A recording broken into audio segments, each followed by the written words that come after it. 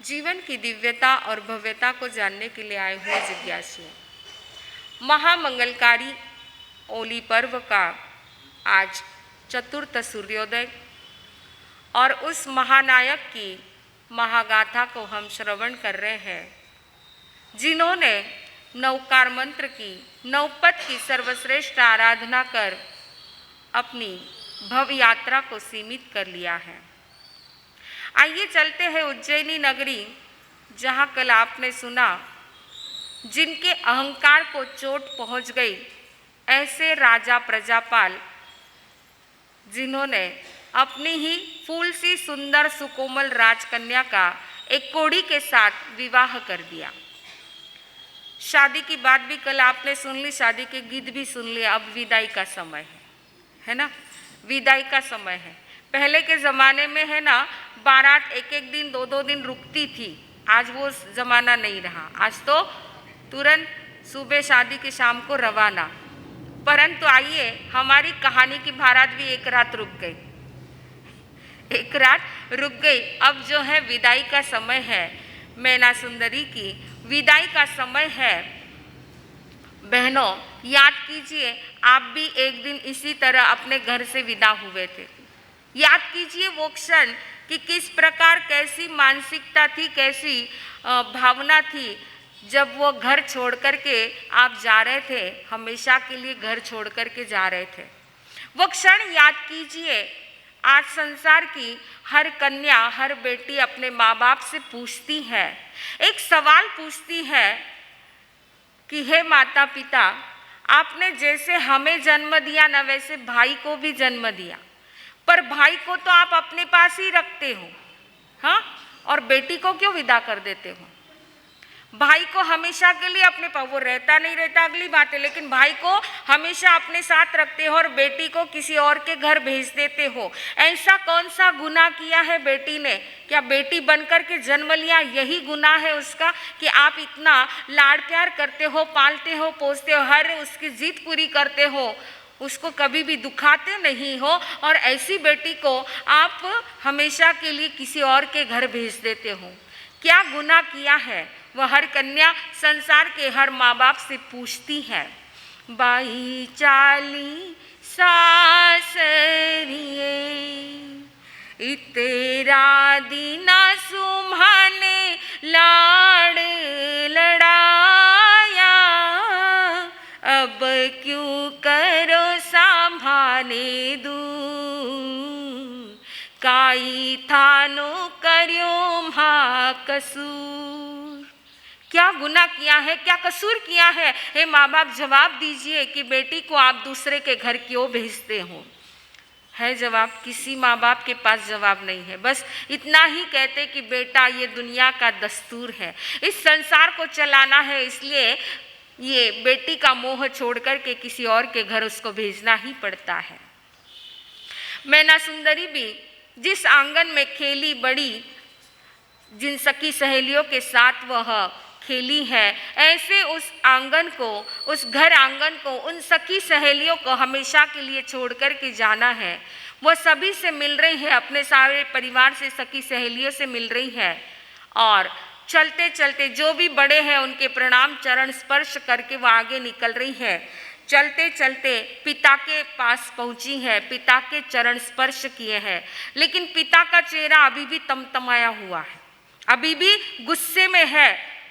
परंतु मैना के चेहरे पर कोई दुख की एक हल्की सी रेखा तक नहीं है, ना ही उसके आंख में आंसू है। बस कर्म का फल समझ कर के उसको स्वीकार कर रही है, संभाव के साथ चल रही है। पिता ने ना तो आशीर्वाद दिया है, ना ही उसकी तरफ देखा है।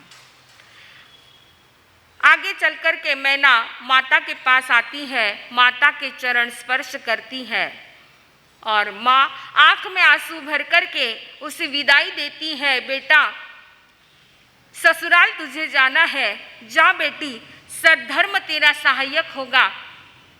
आज भले ही तेरे पाप का उदय है, लेकिन कल तेरे पुण्य का उदय जरूर होगा और तेरे कोढ़ी पति की काया एक दिन कंचन जैसी निखर जाएगी। बेटी जा नौकार मंत्र की आराधना करना, धर्म को कभी मत भूलना और अपने पति की सेवा बराबर करना। बेटी एक सती नारी का आशीर्वाद है तुझे, तेरे पुण्य का उदय जरूर होगा और सब कुछ अच्छा होगा।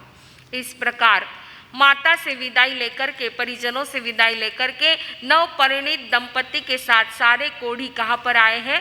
जंगल में आए हैं, जहाँ पर उन दोनों के लिए उन कोढ़ियों ने एक छोटी सी कुटिया सजा करके बना करके रखी थी। देखिए आज की लड़कियाँ ससुराल कैसा चाहिए इसके बारे में क्या डिमांड रहती है उनकी।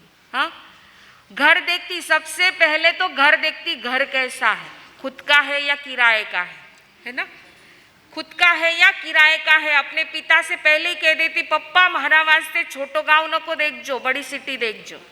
बड़ी सिटी चाहिए, छोटा घर नहीं चाहिए, बड़ा घर चाहिए। फैमिली बड़ी नहीं चाहिए, फैमिली शॉर्ट चाहिए। हाँ, फैमिली शॉर्ट चाहिए। इस प्रकार वो सब कुछ देखती है और कितने सपने संजोती है। घर पर नई बहू आती है, उसका स्वागत होता है, स्वागत में शहनाइयाँ गूंजती हैं, मंगल गीत गाए जाते हैं और सासू माँ बधा करके उस घर में उस लक्ष्मी को, गृह की लक्ष्मी को लेते हैं, मंगल गीत सुनाते हैं। यहाँ पर मैना को बधा कर लेने के लिए कोई नहीं था, ना ही किसी ने स्वागत किया है, ना ही कोई शहनाई गुंजी है, मात्र पंछियों ने चहचहा कर मैना का स्वागत किया है। सुंदर महल की जगह एक छोटी सी कुटिया है, कोमल फूलों की सेज की जगह वृक्ष जमीन है। रात का समय, श्रीपाल और मैना बैठे हुए हैं कुटिया के अंदर। मैना का वह सुंदर रूप देख करके श्रीपाल का दिल पिघल गया, रो पड़े। श्रीपाल रो पड़े हैं और मैना सुंदरी से कहते हैं, राजकुमारी अभी भी समय है, तुम यहाँ से चली जाओ। क्या कह रहे हैं? अभी भी समय है, तुम यहाँ से चली जाओ। उस वक्त तुम्हारे पिता गुस्से में थे, अब शायद गुस्सा उतर गया होगा, तू वापस चली जाओ और किसी अच्छे एक राजकुमार के साथ, अच्छे नररत्न को देख करके तुम उनके साथ शादी कर लो। मेरे मात्र स्पर्श से तुम्हारी यह कंचन काया विकृत हो जाएगी, तुम मेरे पीछे अपना जीवन और यौवन बर्बाद मत करो। देखिए कैसी विचारधारा थी श्रीपाल की, कि श्रीपाल की अवस्था ऐसी थी कि ऐसी अवस्था में उनको एक काली कुरूप कन्या भी, सामान्य कन्या भी मिलना मुश्किल था। ऐसे व्यक्ति को कौन कन्या देता था, कौन उसके साथ विवाह कर सकता था।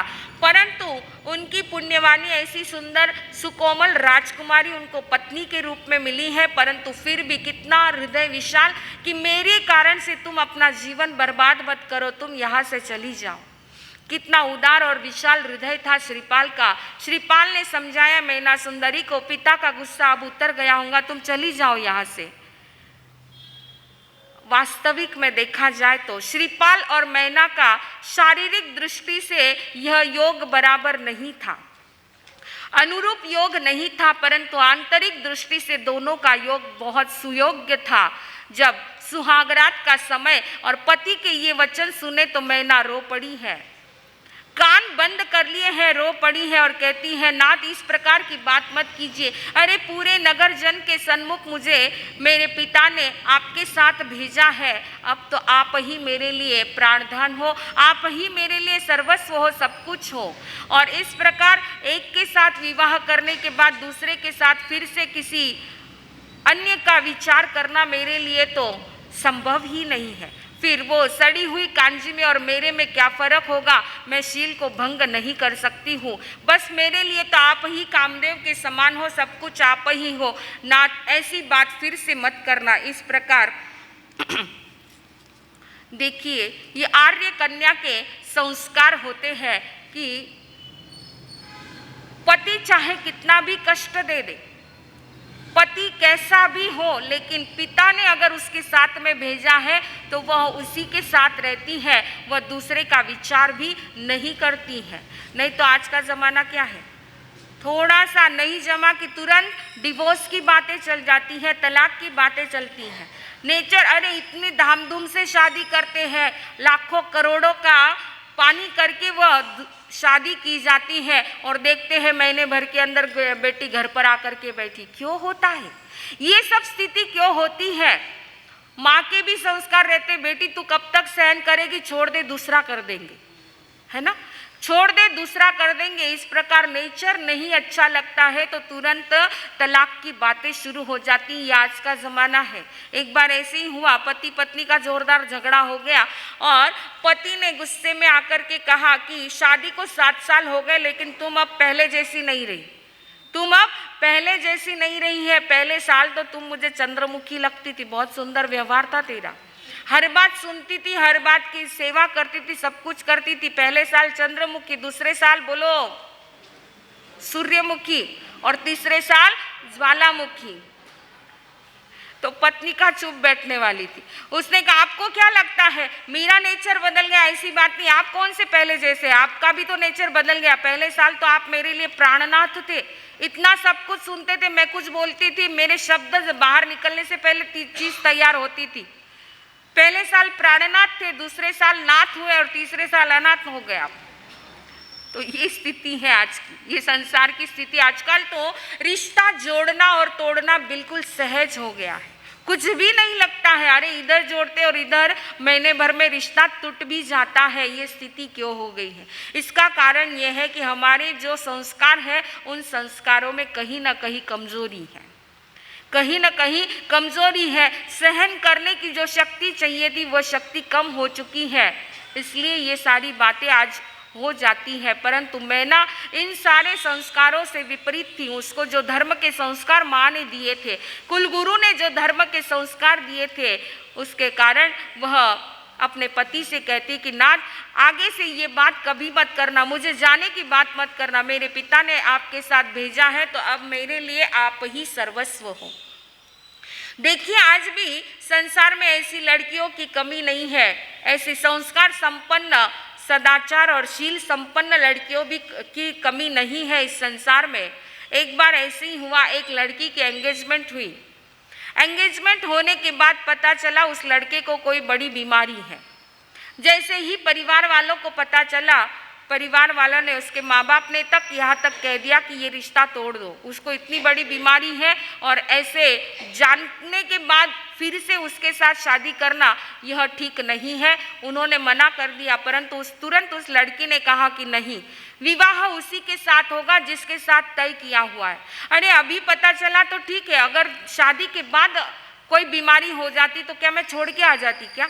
नहीं ना, तो अभी भी शादी उसी के साथ होगी जिसके साथ तय हुआ है। अरे अच्छे व्यक्ति के साथ शादी कर तो सभी करते हैं, लेकिन किसी बीमार के साथ विवाह करके उसकी सेवा करके उसका दुख दूर करूं, उसको सुख पहुंचाऊं, इससे बड़ी बात और क्या हो सकती है? देखिए कितना बड़ा हृदय, सत्य बनी हुई घटना है, ये भी हमारे इधर महाराष्ट्र की ही बनी हुई घटना है। तो कितना विशाल हृदय था उस लड़की का कि उसने ऐसी जानकारी होने के बाद भी उसके साथ विवाह किया और उसकी सेवा की है। तो कहते हैं जीवन की यात्रा में हर एक व्यक्ति को एक जीवन साथी की, सहयोगी की आवश्यकता होती है, और वह सहयोगी यदि अनुकूल मिल जाए, अपने मन के अनुकूल यानी नेचर के अनुकूल मिल जाए, तो वह यात्रा सुखद और सुखकर होती है। मैना सुंदरी भी जो है बिल्कुल अनुरूप नेचर जिसका दोनों का है, और पति की जो है बड़ी लगन के साथ सेवा करती है। उनके घावों को साफ करना, मरहम करना, हर तरह से वह सेवा करती है। और इसके साथ साथ मैना सुंदरी सुबह उठकर के सामयिक करती है, प्रार्थना करती है, शाम को प्रतिक्रमण करती है। इस प्रकार उसकी यह धार्मिक क्रिया का देखिए अपने पति के ऊपर बहुत अच्छा प्रभाव हुआ। यह पॉइंट ध्यान रखने जैसा है कि आपके धार्मिक आचरण को देख करके पति को कहना नहीं पड़े कि आप भी सामयिक करो या आप भी संत दर्शन करो या आप भी बहराओ, कहना नहीं पड़े। आपके आचरण को देख करके उनकी भी सहज रूप से भावना हो जाए कि जब ये करती है इसको इतना आनंद आता है और यह इतने आनंद के साथ सब कुछ कार्य करती है, तो मैं भी इसके साथ जुड़ जाऊं। सहज रूप से जुड़ जाते हैं और उसी को धर्मपति कहते हैं, उसी को धर्मपत्नी कहते हैं। आप पहचान कराते हो ना, मानसा ये मेरी धर्मपत्नी है, तो धर्मपत्नी, पत्नी के आगे धर्म शब्द जुड़ा है, तो मतलब क्या है इसका जो पत्नी को धर्म के सन्मुख करे वो होता है धर्मपति, और जो पति को धर्म के सन्मुख करे वो होती है धर्मपत्नी। आप क्या हो ध्यान रख लेना, अभी सोच लेना, आप धर्मपत्नी हो या क्या हो आप सोच लेना। आपका आचरण ऐसा होना चाहिए कि उनको जबरदस्ती कहना नहीं पड़े कि तुम स्थानक में जाओ, परंतु आपका आचरण देख करके सहज रूप से उनको भाव हो जाए कि मैं भी जाऊं। घर पर जाकर के यदि आप धर्म की यहाँ से जो भी सुनकर के जाते हैं उसकी चर्चा करते हैं, एक दूसरे को ये अच्छी बातें अगर शेयर करते हैं, तो निश्चित रूप से कभी ना कभी वो दिन आएगा कि वो भी स्थानक में अपने आप से स्वयं होकर के स्थानक के ओर उनके कदम मुड़ जाए। तो देखिए, मैना सुंदरी के यह आचरण देखकर के श्रीपाल भी धर्म से प्रभावित हो गए और उनके साथ जुड़ गए हैं। दोनों मिलकर के सामयिक करते हैं, प्रतिक्रमण करते हैं, प्रार्थना करते हैं। इस प्रकार दोनों भी एक सच्चे श्रावक बन गए हैं और जैसे ही धर्म के साथ जुड़े हैं, नौपत के साथ जुड़े हैं, देखिए उनके पुण्यवाणी का उदय हुआ है। उनके पुण्यवाणी का उदय हुआ। जीवन में सुवास तभी आएगी जब प्रभु पे विश्वास होगा। भगवान पे अगर विश्वास है तो निश्चित रूप से हमारे पाप का क्षय और पुण्य का उदय जरूर होता है, विश्वास होना चाहिए।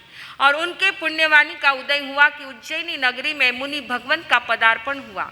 जैसे ही मैना सुंदरी ने सुना कि मुनि भगवंत का पदार्पण हुआ है, एक एक रोम उसका हर्षित और आनंदित हो गया और उसने पति से कहा है कि नाथ, मुनि भगवंत का पदार्पण हुआ है, हम लोग उनके दर्शन वंदन करने के लिए एवं प्रवचन श्रवण करने के लिए जरूर जाएंगे, क्योंकि बड़ी मुश्किल से मिलते हैं। साधु संत इतने आसान नहीं, और वो जमाना था कि इतने सहज रूप से सुलभ नहीं होते थे। बड़ी मुश्किल से साधु संत मिलते हैं। मिलती है साधुओं की संगत कभी कभी, मिलती है साधुओं की संगत कभी कभी, चढ़ती है मन पे प्रेम की रंगत कभी कभी, मिलती है साधुओं की संगत कभी कभी। निर्धन के घर पे शहंशाह मुश्किल से आते हैं, निर्धन के घर पे शहंशाह मुश्किल से आते हैं। नदियों पे जैसे हंसों की पंगत कभी कभी, नदियों पे जैसे हंसों की पंगत कभी कभी, मिलती है साधुओं की संगत कभी कभी।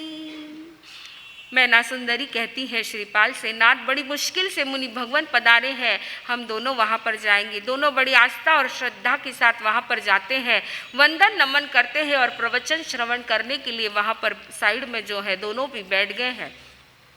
मुनि भगवान की प्रवचन धारा चल रही है, प्रवचन श्रवण कर रहे हैं, बड़ी श्रद्धा और भक्ति के साथ सुन रहे हैं, एकाग्रता के साथ सुन रहे हैं। मुनि भगवान जो भी प्रवचन में बातें फरमा रहे हैं उसको ध्यान से सुन रहे हैं। और देखिए, श्रद्धा और भक्ति जब होती है तो असंभव कार्य भी संभव होने लगते हैं। इसलिए सबसे बड़ी बात है कि जब भी साधु संतों के पास जाओ, जब भी धर्म स्थानक में जाओ, श्रद्धा का एक अर्घ्य लेकर के आप जाओ, श्रद्धा को साथ में, भक्ति को साथ में लेकर के जाओ, तो वहाँ पर एक शब्द भी अगर आपके भीतर में उतर जाए तो पुण्यवाणी को जागृत होते देर नहीं लगती है। इसीलिए कहा है, श्रद्धा बिना है भक्ति अधूरी, श्रद्धा बिना है भक्ति अधूरी, भूल नहीं जाना, भूल नहीं जाना, भूल नहीं जाना, श्रावक भूल नहीं जाना। गुरु बिना है ज्ञान अधूरा, गुरु बिना है ज्ञान अधूरा, भूल नहीं जाना, भूल नहीं जाना, भूल नहीं जाना, श्रावक भूल नहीं जाना। श्रद्धा क्या काम करती है? भक्ति क्या काम करती है और बिना श्रद्धा के भी गुरु का वचन सुन लेते हैं तो व्यक्ति के जीवन में कितना बड़ा परिवर्तन हो जाता है। गुरु के वचन आप श्रद्धा से सुनो या बिना श्रद्धा से सुनो, मात्र उसको ग्रहण कर लो। जो व्यक्ति भीतर में ग्रहण कर लेता है उसके जीवन में परिवर्तन आए बिना नहीं रहता है। घटना आती है, हमारे रोहिणी चोर की घटना आती है। रोहिणी चोर जिसके पिता ने अंतिम समय में उसको कहा कि सब कुछ करना लेकिन महावीर के वचनों को कभी मत सुनना। पिता ने क्या कहा? महावीर के वचनों को कभी मत सुनना, सब कुछ करना। और पिता की बात, अंतिम बात को स्वीकार कर लिया था रोहिणी चोर ने। एक कुख्यात डाकू था, ऐसी विद्या जिसके पास थी और वो कभी भी किसी के पकड़ में नहीं आता था। राजा श्रेणिक ने उसको पकड़ने के लिए बहुत बड़ा इनाम घोषित किया हुआ था। अभय कुमार के सारे गुप्तचर उसके पीछे लगे हुए थे। और घटना आप जानते हैं कि किस प्रकार एक सेठ के घर चोरी करके वो निकल रहा था, सैनिकों ने देख लिया और उसको पकड़ने के लिए सारे सैनिक दौड़ रहे हैं। ये तेज कदमों से दौड़ रहा है। दौड़ते दौड़ते चलते चलते इसके पैर में कांटा चुभ गया है, कांटा निकालना है। इसके लिए वो कुछ क्षण के लिए रुका तो वहां पर भगवान महावीर की धर्म देशना चल रही थी, प्रभु की देशना चल रही थी। और प्रभु की देशना जो है 1 योजन तक सभी सुन सकते हैं, ऐसे उनकी वाणी का अतिशय होता है। रोहिणी चोर के कानों में जैसे ही महावीर के शब्द पड़े उसको याद आ गया, मेरे पिता ने कहा है महावीर के वचन कभी मत सुनना। उसने दोनों कानों में उंगलियां डाल रही और दौड़ रहा था, लेकिन कांटा निकालने के लिए एक उंगली उसको निकालनी पड़ी। इतने में मात्र 4 शब्द उसने सुने। कौन से शब्द सुने? प्रभु देवता देवलोक का वर्णन कर रहे थे कि देवलोक कैसा होता है, देवता कैसे होते हैं, उसका वर्णन प्रभु कर रहे थे। और मात्र 4 शब्द सुने। प्रभु फरमा रहे थे कि देवता की आंखें कभी झपकती नहीं है, पलकें कभी भी झपकती नहीं है। जैसी हमारी पलकें झपकती ऊपर नीचे होती है, उनकी आंखें स्थिर रहती है, झपकती नहीं है। दूसरी बात बताई, गले में फूलों की माला होती है, कभी भी मुरझाती नहीं है। तीसरी बात बताई कि देवताओं को पसीना कभी नहीं आता है, उनको कभी भी पसीना नहीं आता है। और चौथी बात बताई कि देवता के पैर धरती पर टिकते नहीं है, अद्धर चलते हैं, धरती का स्पर्श नहीं करते हैं, अद्धर चलते हैं। इस प्रकार कांटा निकालते समय एक उंगली कान में से निकाली, तब तक ये 4 वाक्य सुने, फिर से कान में उंगलियां डाल के दौड़ता रहा। आखिर दौड़ते दौड़ते स्पीड कम हो गई। सैनिक अभय कुमार के सैनिकों ने उसको पकड़ लिया और पकड़ करके एक नाटक तैयार किया था। घटना लंबी चौड़ी है। फिर उसको राजमहल में लाया गया और वहां पर स्वर्ग जैसा वातावरण बनाया गया और उसको कहा कि आप स्वर्ग में उत्पन्न हुए हैं, आप वहां से मनुष्य जन्म से आपकी मृत्यु हो गई, आप स्वर्ग लोक में आए हैं। बताइए पिछले जन्म में आपने कौन से पुण्य कार्य, कौन से अच्छे कार्य या कौन से पाप कार्य क्या क्या किया था, आप बताइए। क्योंकि अभय कुमार को कैसे भी हो इससे कबलवाना था, इससे कहलवाना था कि मैंने ये चोरी की है, इतने खून की, इतने डाके डाले, ऐसा कबलवाना था। परंतु उसको जैसे ही भगवान महावीर के 4 शब्द, बिना श्रद्धा से सुने हुए 4 शब्द याद आ गए और देख रहा है कि ये स्वर्ग का वातावरण बता रहे हैं, लेकिन चारों बातें यहाँ पर नहीं है। ये जो स्वर्ग की अप्सराएं मेरे सामने उपस्थित की गई हैं, इनकी आंखें ऊपर नीचे झपक रही हैं, गले में जो फूलों की माला है वो भी मुरझाने लगी है, पैर इनके धरती पर टिके हुए हैं और पसीना भी, ये नृत्य बता रही थी तो पसीना भी इनको आ चुका है। निश्चित रूप से मुझे फंसाने के लिए ये सारा जाल बिछाया गया है। तब वह झूठ बोलता है कि मैंने बहुत पुण्य के कार्य किए, मैंने दान किया, ये किया, वो किया। इस प्रकार आखिर अभय कुमार को उसको छोड़ना पड़ा और सीधा उठ के वहां से कहाँ पहुंचा? भगवान महावीर की सेवा में पहुंचा कि भगवान मेरे पिता ने मुझे कहा था कि आपके वचन नहीं सुनना, लेकिन जबरदस्ती से मैंने 4 वचन सुन लिए तो भी मैं बच गया, तो भी मैं जेल की सजा से बच गया। भगवान मुझे संसार की जेल से बचाइए, मुझे दीक्षा दीजिए। और प्रभु ने उनको दीक्षा दी है। कहने का तात्पर्य कि गुरु की सेवा में जो भी पहुंच जाता है और गुरु का एक वचन भी अगर स्वीकार कर लेता है, उसका कल्याण हुए बिना नहीं रहता है, उसकी पुण्यवाणी जागृत हुए बिना नहीं रहती है। इसीलिए तो कहा है, गूंगा इंसान गीत गा नहीं सकता है, गूंगा इंसान गीत गा नहीं सकता है, ठहरा हुआ पाँव मंजिल पा नहीं सकता है। गुरुवर का सानिध्य जिसे मिल गया वो अंधेरे में भी ठोकर खा नहीं सकता है, वो अंधेरे में भी ठोकर खा नहीं सकता है। अरे कंकर भी शंकर बन जाता है गुरु की कृपा मिल जाए तो, कंकर भी शंकर बन जाता है। इतनी पावर उसके भीतर में आ जाती है अगर गुरु की कृपा मिल जाए। प्रवचन के पश्चात मुनि भगवान ने देखा मैना सुंदरी को और उनके बाजू में बैठे हुए कोढ़ी श्रीपाल को देखा तो समझते देर नहीं लगी कि इसके साथ कुछ न कुछ घटना घटित हुई है। मुनि भगवान ने मैना सुंदरी से पूछा कि दीवानुप्रिय क्या बात है, ये कौन है और इस प्रकार क्या स्थिति है।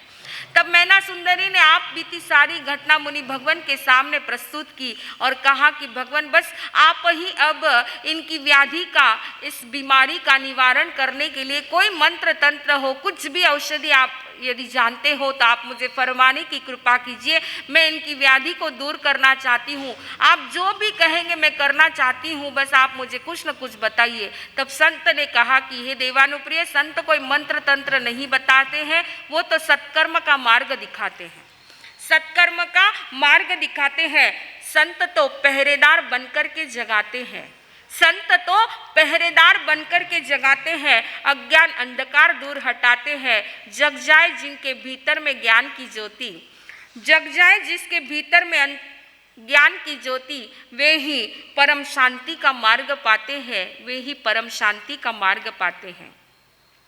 तब संत ने कहा, मुनि भगवान ने कहा कि हे देवानु, मैना सुंदरी से कहा कि अभी जो है नवपद ओली की आराधना आने वाली है, यह नवपद ओली की आराधना यदि तुम करो तो निश्चित रूप से तुम्हारे श्रावक की ये बीमारी दूर हो सकती है, इनकी काया कंचन के जैसी बन सकती है।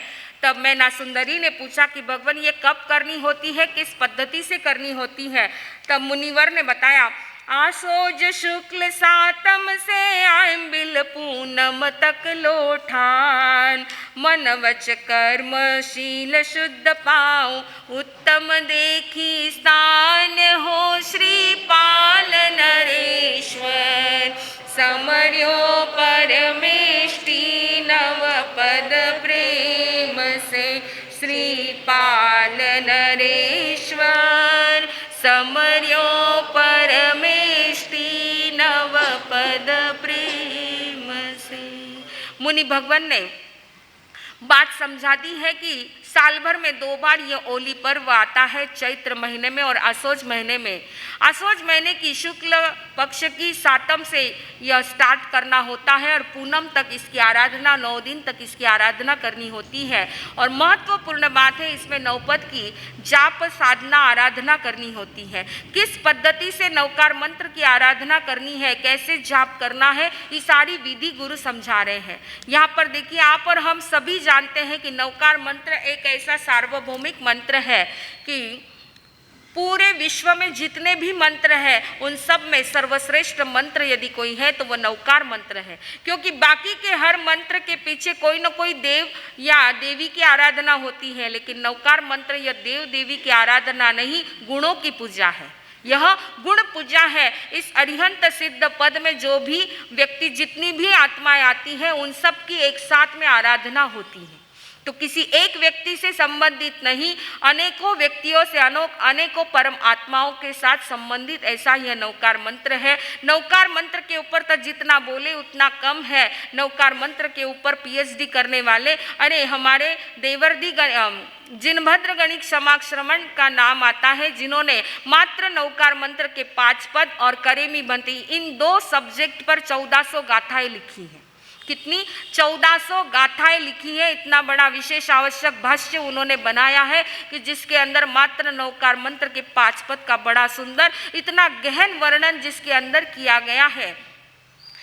कुछ संक्षेप में बात हम समझेंगे कि सबसे पहले नवकार मंत्र, यह हर एक पद के कलर बताए गए हैं।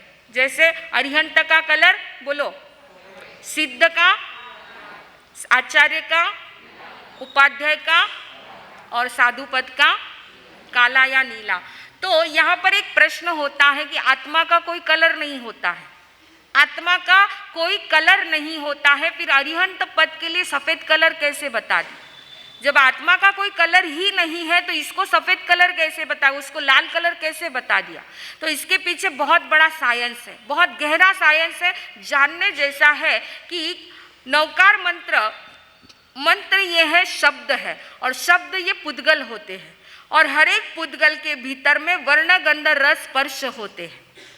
तो जब भी हम नमो अरिहंताणम इस पद को उच्चारण करते हैं तो इस पद के उच्चारण के साथ वातावरण में जो वर्ण गंध रस स्पर्श के पुद्गल है उनमें से व्हाइट कलर के परमाणु आकर्षित होकर के हमारे भीतर में प्रवेश कर जाते हैं, इसलिए अरिहंत शब्द को सफ़ेद कलर बताया है। ऐसे ही नमो सिद्धाणम बोलते हैं तो लाल रंग के परमाणु आकर्षित होते हैं और वो हमारे भीतर प्रवेश करते हैं, इसलिए नवकार मंत्र के ये 5 कलर बताए, वरना आत्मा का कोई कलर नहीं होता, परंतु इन पुद्गलों का ये वर्ण है और उस वर्ण से आकर्षित होकर के जो हमारे भीतर में वो रंग प्रवेश करता है तो हमारी कई तरह की बीमारियां दूर होती हैं। जैसे नमो अरिहंताणम पद चमकते हुए सफ़ेद कलर में आप नमो अरिहंताणम इस पद को देखो तो जैसे ही वो श्वेत कलर के परमाणु हमारे भीतर में आते हैं तो इसका परिणाम बताया है, महापुरुषों ने चिंतन करके अनुभव करके बताया है कि हमारा जो चिड़चिड़ापन है वो दूर होता है, स्थिरता आती है, चंचलता कम होती है, स्थिरता आती है, और जो चिड़चिड़ करते हैं ना, हर बात से थोड़ी थोड़ी बात से चिड़चिड़ करते हैं, उनका वह चिड़चिड़ापन दूर होता है। इसलिए एक पद का मात्र जब कभी ऐसा लगता है तो उनको आप कहिए कि सफ़ेद रंग में चमकते हुए नमो अरिहंताणम इस पद को देख करके आप उसका ध्यान कीजिए, उसका जाप कीजिए, तो निश्चित रूप से इसका फल मिलता है। जैसे नमो सिद्धाणम पद है, लाल कलर है, तो भीतर में जो कमजोरी आ चुकी है, उत्साह कम हो जाता है, कुछ करने का मन नहीं होता है, अपने आप में भीतर में जब WBC के कण कम हो जाते हैं,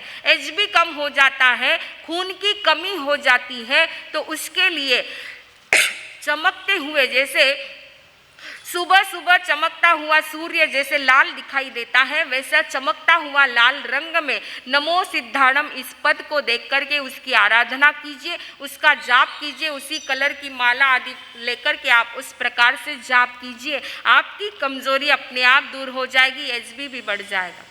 फिर है नमो आयरियाणम, पीला कलर बताया हुआ, चमकता हुआ पीला कलर नमो आयरियाणम, इस पद को देख कर के आप आराधना करें। आपका थायराइड का प्रॉब्लम यदि किसी को है तो वह दूर होता है और बुद्धि बढ़ती है, हमारी बुद्धि ज्ञान में विकास होता है, बुद्धि बढ़ती है पीले रंग से।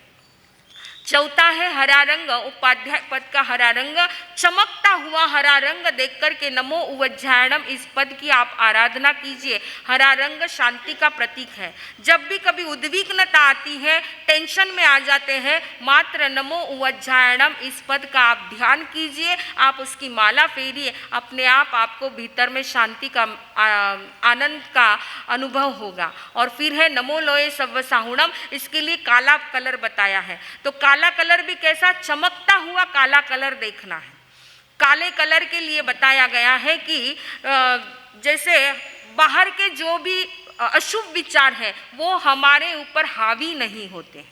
जब भी हम काले रंग का ध्यान करते हैं, काले रंग में नमो लोये सव्वसाहुणम पद की आराधना करते हैं, तो बाहर के अशुभ विचार हमारे ऊपर हावी नहीं होते हैं। जैसे कोर्ट में वकील जाता है तो काला कोट पहन के जाता है, तो काला ही कोट क्यों पहनता है? डॉक्टर व्हाइट कोट पहनता है और वकील काला कोट पहनता है, तो क्यों काला ही क्यों पहनता है? कानून अंधा है इसके लिए? कानून अंधा है इसके लिए नहीं, परंतु काला कोट पहनने का तात्पर्य यह है, उसके पीछे भी बहुत अच्छी बात बताई है कि उसको केस लड़ना है और सामने वाले के अशुभ विचार, सामने वाले के कुतर्क उसके ऊपर हावी न हो जाए, इसके लिए काला रंग उसको वहीं पर रोक देता है, उन अशुभ विचारों को, उन अशुभ वाइब्रेशंस को वही रोक देता है। इसलिए वकील भी काला कोट पहनते हैं। अरे बरसात में आप जाते हैं तो छतरी भी आपकी काली होती है। आज की कलरफुल छतरी आ गई है, लेकिन महत्वपूर्ण काली छतरी। काली छतरी का कारण क्या है कि बरसात में बहुत सारे वायरस भी होते हैं, और वो काली छतरी अगर आपके हाथ में है, उन काले कलर के कारण वो वायरस आपके ऊपर प्रवेश, आपके भीतर प्रवेश नहीं करते हैं। इसलिए ये काले कलर का भी बहुत महत्व है। तो ऐसे नवकार मंत्र के कलर के साथ संबंध है, वास्तु के साथ संबंध है, हमारे ग्रह और ज्योतिष के साथ भी संबंध है। कहते हैं जिस व्यक्ति को चंद्र और शुक्र ग्रह की पीड़ा होती है, जिस व्यक्ति को चंद्र ग्रह अथवा शुक्र ग्रह की पीड़ा होती है तो नमो अरिहंताणम पद की वो आराधना करे, उतने संख्या में उसका जाप करे तो इसकी ग्रह पीड़ा भी दूर हो सकती है। फिर है मंगल और सूर्य की पीड़ा यदि किसी को है, जैसे किसी की पत्रिका में मंगल होता है और आप कहते कि वह मंगलिक पत्रिका है, मांगलिक पत्रिका बोलते हैं ना, मंगल वाली पत्रिका है, तो मंगल ग्रह यदि दूषित है, सूर्य ग्रह यदि दूषित है तो नमो सिद्धाणम पद की आराधना कर सकते हैं आप लोग। ऐसे ही गुरु ग्रह की किसी को पीड़ा है तो आप आयर्याणम पद की आराधना कर सकते हैं। किसी को बुध ग्रह की पीड़ा है तो वो उज्जायणम पद की आराधना कर सकते हैं। और सबसे महत्वपूर्ण है शनि और राहु केतु, है ना, सब डरते हैं इनसे। शनि और राहु केतु की पीड़ा यदि किसी के जीवन में है तो वो नमो लोये सवसाहुणम पद की आराधना करके अपने इस ग्रह की पीड़ा को भी शांत कर सकते हैं। ऐसे नवकार मंत्र के विषय में बहुत सारी चीज़ें हमारे सुप्रिया जी महाराज साहब आएंगे और वो बहुत सी बातें आपके सामने रखने वाले हैं। 1-2 दिन के पश्चात उन्होंने अभी कहा भी था कि ये सारी बातें बहुत सुंदर अच्छी तरह से कि माला कैसे करनी, जाप कैसे करना, सारी चीज़ें वो आपके सामने रखने ही वाले हैं। मात्र संक्षेप में कि यहाँ पर मुनि भगवंत ने श्रीपाल और मैना सुंदरी को जो बातें बताई, किस पद्धति से आपको जाप करना है, कैसी आराधना करनी है, किस आसन से और किस माला से आपको जाप करना है, ये सारी विधि यहाँ पर समझाई गई है। तो नवकार मंत्र एक बहुत विशिष्ट मंत्र है। हमारी पुण्यवानी है कि हमको जन्म से यह मंत्र मिला है। बाकी संसार में बहुत से लोग हैं जिनको ये मंत्र नहीं मिला, तो ये हमारी 10 दुर्लभ बातों में से एक दुर्लभ बात हमको प्राप्त हो चुकी है कि हम जैन कुल में और जन्म घुटी में हमको नवकार मंत्र मिला है, लेकिन उसकी कीमत नहीं है, उसकी कीमत नहीं। तू आ मेजा पटापट माला फेर लो। अरे एक नवकार मंत्र में नमो शब्द बोलते हैं तो पूरा नमो अर्यंत 55 पल्योपम के अशुभ कर्मों की निर्जरा होती है, और नमो अर्यंताणम पूरा बोलते हैं तो 500 पल्योपम के अशुभ कर्मों की निर्जरा बताई है। इतना पावरफुल मंत्र हमको मिला है, लेकिन हम उस पद्धति से जाप नहीं करते। सारा भक्ति भी है लेकिन भक्ति में भी मिलावट है। हमारी भक्ति में भी बाहर की चीज़ों में मिलावट करते हैं तो भक्ति में भी मिलावट करते हैं। इसलिए कहा है माला फेर के भी मन को चोट ना लगी तो फिर क्यों माला फेरे हैं। बाहर भक्ति पर अंदर वाली शक्ति ना जगी तो फिर क्यों माला फेरे हैं। माला फेरने को आप बैठे हो, लेकिन ऐसी स्थिरता के साथ, न तो माला हिलनी चाहिए ना मन हिलना चाहिए, ना माला हिलनी चाहिए ना मन हिलना चाहिए। इतनी स्थिरता के साथ हम यदि माला फेरते हैं तो उसका बहुत बड़ा प्रभाव, क्या प्रभाव होता है। एक घटना आपको भी शायद पता होगी, गुलाबचंद भाई जो टीचर थे, अचानक उनको गले में कैंसर हो गया। सत्य बनी हुई घटना है और अभी कुछ वर्षों पहले ही बनी हुई घटना है। ऐसे तो बहुत सारे किस्से हैं, लेकिन यह महत्वपूर्ण बात आपके सामने रखना चाहती हूँ कि गुलाबचंद भाई जिनको गले में कैंसर हो गया था और डॉक्टर ने लास्ट स्टेज का कैंसर बता दिया था, ऑपरेशन करना था, ऑपरेशन के लिए एडमिट किया गया है। दूसरे दिन उनका ऑपरेशन है और रात को नींद नहीं आ रही थी, बस हॉस्पिटल के बेड पर बैठे हुए बड़ी भक्ति के साथ, क्योंकि मौत सामने दिखाई दे रही है। डॉक्टर ने कहा अगर ऑपरेशन सफल हो गया तो ठीक, वरना कुछ घंटे का समय इनके पास में है। मौत सामने दिखाई दे रही है और ऐसे समय में गुलाबचंद भाई माला फेरने के लिए बैठे। ऐसी आस्था और श्रद्धा के साथ उन्होंने मात्र 3 माला फेरी है। 3 माला फेरने के पश्चात उनको उल्टी हुई, भयानक ऐसी उल्टी हुई है, उल्टी के अंदर सब कुछ निकल गया और सुबह देख एकदम स्वस्थ हो गए। डॉक्टर ने चेकअप किया तो कहा कि कोई कैंसर की गांठ अंदर नहीं है, कुछ भी नहीं है। ये किसका परिणाम है? ये जाप का परिणाम है। ऐसी आस्था और श्रद्धा के साथ आप जाप कीजिए। जैसे हमारे यहाँ नमोत्थुणम की भी आराधना चल रही है, भक्ति के साथ, एकाग्रता के साथ आप उस जाप को, एक एक शब्द के ऊपर आप स्थिर हो जाइए। एक एक आत्म प्रदेश के भीतर में वो शब्द हमारे बैठ जाने चाहिए, तभी ये परिवर्तन संभव होता है। इसलिए भक्ति करनी है, मिलावट वाली भक्ति नहीं करनी है। गुजराती में बहुत अच्छी बात कही है कि छाछ में माखण आवी जाए ने वांधो नहीं, पर माखण में छाछ न होवी जोईए। हाँ, हीरा कोयला में हीरो आवी जाए तो वांधो नहीं, पर हीरा में कोयलो न आवो जोईए। पानी के ऊपर नाव चलती है तो ठीक है, परंतु नाव में पानी नहीं आना चाहिए। और प्रभु भक्ति करते हैं, संसार में रहते हुए प्रभु भक्ति करते हैं तो वांधो नहीं, लेकिन प्रभु भक्ति में संसार याद नहीं आना चाहिए। ऐसी भक्ति संसार में रहते हुए जब भी हम भक्ति करने के लिए बैठे, भले ही 10 मिनट के लिए बैठे हैं, भले ही घंटे भर के लिए बैठे हैं, लेकिन संसार की कोई बात याद नहीं आनी चाहिए। ऐसी आस्था के साथ यदि हम भक्ति करते हैं, नवकार मंत्र की आराधना करते हैं, तो निश्चित रूप से हमारे भीतर भी वह परिवर्तन आए बिना नहीं रहता है, वह पुण्यवानी जागृत हुए बिना नहीं रहती है। उन अशुभ सारे टल जाते हैं। मुनि भगवान ने ये सारी बात मैना सुंदरी को समझाई और फिर देखा कितनी दूरदृष्टि होती है गुरु की। मुनि भगवान ने देखा कि मैंने नवपद की आराधना करने के लिए तो इनको कह दिया है, लेकिन इनका तो कोई घर नहीं है, जंगल में रहते हैं, सुविधा कैसे हो सकती है। और तुरंत मुनि भगवान ने वहाँ बैठे हुए एक श्रावक जी की संकेत कर दिया कि श्रावक जी, इन लोगों को घर वगैरह नहीं है, आइम्बिल भी करना है और जाप आराधना भी करनी है, तो इस साधर्मी भक्ति का लाभ आप ले सकते हो। और देखिए गुरु वचनों का प्रभाव कि तुरंत श्रावक जी तैयार हो गए और उन्होंने कहा कि गुरुदेव, ऐसा सौभाग्य किसके नसीब में, मैं जरूर इनकी आराधना की सारी व्यवस्था कर दूंगा। और उन्होंने अपने घर पर एक अलग कमरा दे करके श्रीपाल और मैना सुंदरी को नवपद की ओली की आराधना करने का यह सारा सुविधा साधन जुटा दिए हैं। इसके साथ में गुरु भगवान ने जो बताया कि एक आसन पर स्थिर होकर के किस पर कौन से दिन कितना कितना जाप करना है, कैसी आराधना, क्या विधि है, ये सारी समझा दी है। और इसके साथ महत्वपूर्ण बात बताई कि आइम्बिल करना है। आइम्बिल का प्रभाव क्या है? देखिए आइम्बिल भी कैसा करना है, एक वर्ण वाला, जैसे अरिहंत पद है तो सफेद वर्ण का आइम्बिल करना है, सिद्ध पद है तो लाल कलर का आइम्बिल करना है, यानी लाल कलर की वस्तुएं आपको खानी है। अलूना और इस प्रकार के यहाँ आइम्बिल की बात यहाँ पर समझाई। आइम्बिल का बहुत बड़ा प्रभाव है बंधुओं। लोग आज आइम्बिल से डरते हैं, हमारा सब उपवास हो जाएगा, लेकिन आइम्बिल नहीं होता है ना। उपवास हो जाए, कई लोग आकर के बोलते उपवास हो जाएगा, लेकिन आइम्बिल नहीं होगा, क्योंकि लुखा सूखा गले के नीचे उतरता नहीं है। लेकिन आइम्बिल का बहुत बड़ा प्रभाव है।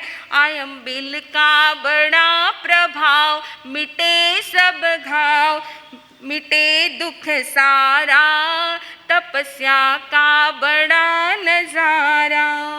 यह आइम्बिल आज हमारे देखिए विज्ञान ने भी इस चीज को साबित कर दिया है। डॉक्टर्स लोग भी कहते हैं कि हफ्ते में एक दिन नमक मत खाइए। ध्यान से सुनना, हफ्ते में एक दिन नमक मत खाइए, महीने में एक दिन उपवास कीजिए और महीने में 2 दिन लीलोती, फ्रूट, जमीकंद आदि का त्याग कीजिए। गारंटी के साथ साइंस कहता है आप कभी भी बीमार नहीं पड़ोगे, आप बीमार नहीं पड़ोगे। हफ्ते में एक दिन नमक का त्याग करो, महीने में एक दिन उपवास करो और महीने में 2 दिन लीलोती, जमीकंद, कंदमूल आदि का फ्रूट्स का आदि का त्याग करो। देखिए बहुत साइंस ने भी आइम्बिल के ऊपर बहुत रिसर्च किया है। और आइम्बिल के लिए तो कितना कहे कि अरे द्वारिका का विनाश रुक गया, 11 साल तक आइम्बिल चला। तो बहुत हमारे सुंदरी, ब्राह्मी सुंदरी में से सुंदरी जो है उसने 60,000 वर्ष तक आइम्बिल की आराधना की है, तभी उनको दीक्षा की आज्ञा मिली। की भावना रहे तो कर लीजिए आइम्बिल।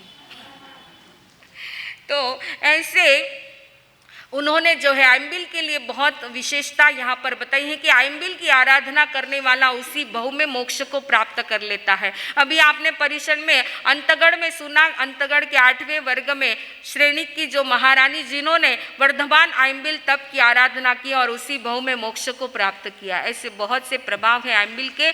तो आइम्बिल यह बहुत बड़ी तपस्या है। जीभ को कंट्रोल करना और रसनेंद्रिय को जीतना ये बहुत बड़ी साधना है। रोटी पर विजय पाना इतना तो आसान नहीं, रोटी पर विजय पाना इतना तो आसान नहीं। कर्मों के संग युद्ध करना शुद्ध तप की पहचान यही है। कर्मों के संग युद्ध करना शुद्ध तप की पहचान यही है। तो ऐसे शुद्ध भावना से तप कीजिए, निश्चित रूप से हमारे भी अशुभ कर्मों की निर्जरा हुए बिना नहीं रहेगी। यहाँ पर जो है मैना सुंदरी और श्रीपाल दोनों ने जो है आइम्बिल तप की आराधना शुरुआत की है। पहले आइम्बिल जली रोग जड़ दूजे घावर झाया, इस अनुक्रम में नव में आइम्बिल हुई कंचन वर्णी काया हो। श्रीपाल नरेश्वर समर्यो परमेष्टि नव पद प्रेम से, श्रीपाल नरेश्वर समर्यो परमेष्टि नव पद प्रेम से। ऐसे आइम्बिल की आराधना की है श्रीपाल और मैना सुंदरी दोनों ने। और जो जाप किया है, जो आराधना की है, जो आइम्बिल किया है कि पहले आइम्बिल में जो है जो जलन होती थी भीतर में, श्रीपाल को जो जलन होती थी कोढ़ के कारण जो जलन होती थी वो जलन उनकी शांत हो गई है। दूसरे आइम्बिल में जो पानी और पस झरता था वो बहना बंद हो गया है। तीसरे आइम्बिल में घाव धीरे धीरे सूखने लगे हैं। इस अनुक्रम से करते करते 9वें आइम्बिल के दिन तो श्रीपाल की पूरी काया कंचन वर्णी हो चुकी, इतना सौंदर्य खिल चुका है, इतना सौंदर्य खिल चुका है कि उनके समान सौंदर्यवान धरती पर शायद ही कोई होगा। इतना सौंदर्य उनका खिल चुका है। ये किसकी वजह से हुआ? किसकी वजह से हुआ? आइम्बिल ओली की वजह से। और महत्वपूर्ण इसमें निमित्त कौन था? मैना सुंदरी थी। और देखिए मैना सुंदरी ने जब ये जाप किया है, पति के लिए जाप किया और साथ में मात्र पति के लिए नहीं परंतु जो 700 कोड़ी साथ में थे उनके लिए भी जाप किया है। ऐसी उनकी ये भावना इतनी उत्कृष्ट भावना थी कि मात्र पति नहीं सभी को स्वस्थता मिले। और मात्र जाप करके जो पानी था वो पानी उन 700 लोगों के ऊपर छिड़का है। 700 के 700 कोड़ी स्वस्थ हो गए, सभी के सभी बिल्कुल स्वस्थ हो गए, निर्मल हो गए हैं। यह आइम्बिल का प्रभाव, जाप का प्रभाव। ऐसी एकाग्रता के साथ यह जाप उन्होंने किया। और 700 कोड़ियों ने तो कोई आइम्बिल किया नहीं, ना ही कोई जाप किया, मात्र यह मंत्रित पानी उनके ऊपर छिड़का है मैना सुंदरी ने, तो सबके सभी स्वस्थ हो गए। सभी मैना सुंदरी की जय जयकार कर रहे हैं कि मैना सुंदरी आपकी वजह से आज हमको ये शुभ दिन देखने को मिला है, वरना हमारी तो किस प्रकार से मौत हो जाती पता नहीं, परंतु आपकी वजह से हमको मिला है। श्रीपाल भी बार बार मैना सुंदरी का उपकार मान रहे हैं कि मैना सुंदरी आज तुम्हारी वजह से ये सब कुछ हुआ है। तब मैना सुंदरी कहती है, नाथ मैंने कुछ नहीं किया है, ये तो गुरु भगवान की कृपा है। गुरु भगवान ने ये सब कुछ बताया है, उनकी वजह से हुआ है, मैंने कुछ नहीं किया है। मैना का अर्थ क्या है? मैंने नहीं किया है, मैंने नहीं किया है। परंतु आज हम क्या करते हैं? कुछ अच्छा हुआ तो मैंने किया है, हाँ, बुरा हुआ तो भगवान ने किया है। अब किसी की कुछ अघटित, आज तो लेटर लिखने का जमाना नहीं, परंतु अघटित घटना होती थी ना, लोग पोस्ट कार्ड लिख करके कहते भगवान ने घणो बुरो कर्यो, मारा साथे चीसो हुयो, भगवान ने राम जी ने बुरा किया। अरे राम जी क्या बुरा करने के लिए बैठे क्या? लेकिन इंसान की आदत क्या है? अच्छा है तो मैंने किया कहता है इंसान, बुरा सब करते हैं भगवान, बुरा सब करते हैं भगवान। धन में फूला मोह में झूला बकता है अज्ञान, बुरा सब करते हैं भगवान, बुरा सब करते हैं भगवान। हमारी आदत है कि अच्छा है तो मैंने किया और बुरा किया तो उसकी वजह से हुआ। परंतु यहाँ देखिए मैना सुंदरी कह रही है कि नाथ मैंने कुछ नहीं किया, गुरु भगवान की कृपा से ये सब कुछ हुआ है। देव गुरु धर्म की यह प्रसादी का फल है, हमें मिला है कि आज जो कुछ भी है वो सब देव गुरु धर्म की कृपा से है। इस प्रकार सभी जो है मैना सुंदरी का उपकार मानते हुए बाकी के 700 लोग जो है अपने अपने घर की ओर लौट गए हैं। श्रीपाल और मैना सुंदरी अब यहीं पर रहते हैं, प्रतिदिन मुनि भगवान के प्रवचन के लिए जाते हैं। नौपत के प्रति उनकी आस्था और श्रद्धा दृढ़ हो गई है। अब आइए कहानी को फिर से एक नया मोड़ आएगा। अब हमारी इस कहानी को एक नया मोड़ आएगा। कौन सा मोड़ आता है, क्या घटना आगे घटित होती है, अवसर आने पर हम देखेंगे। बोलिए भगवान महावीर।